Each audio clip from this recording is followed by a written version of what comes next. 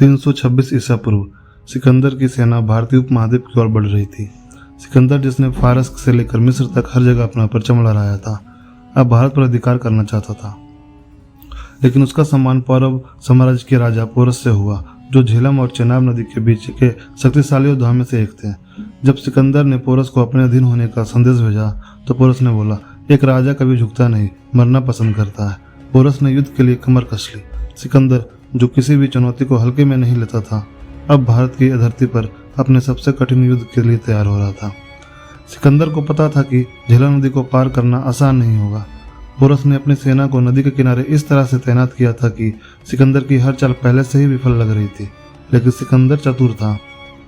उसने अपने दुश्मन को भ्रम में डालने के लिए नदी के अलग अलग हिस्सों में अपनी सेना को भ्रमण कराया। पोरस ने अपने 300 युद्ध हाथियों को सेना के सबसे आगे रखा, जिसकी गर्जना की दुश्मनों को ही भयभीत कर सकती थी।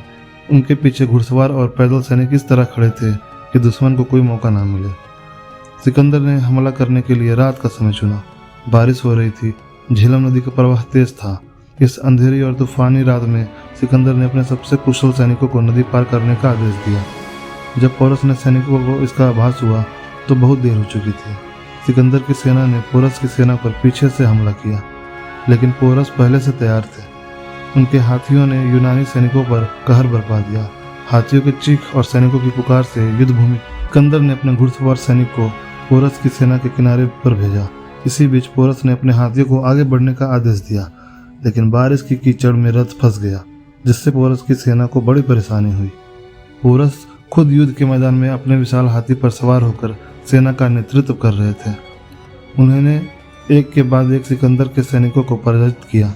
सिकंदर ने पहली बार किसी युद्ध में इतनी कड़ी चुनौती महसूस की। पोरस के हाथियों ने यूनानी सेना की फ्लांकस रणनीति को तोड़ने की कोशिश की। सिकंदर ने अपने धुरंधरों को आदेश दिया कि वे हाथियों के महावतों पर निशाना साधे। यह चाल काम आ गई। महावतों के मारे जाने पर हाथी बेकाबू हो गए और अपनी ही सेना को कुचलने लगे। पोरस घायल हो गए, लेकिन उन्होंने हथियार डालने से इनकार कर दिया। उन्होंने अपने सैनिकों से कहा, यह युद्ध हमारा सम्मान है, हार हो या जीत, झुको मत। आखिरकार पोरस की सेना कमजोर पड़ गई और सिकंदर ने युद्ध जीत लिया।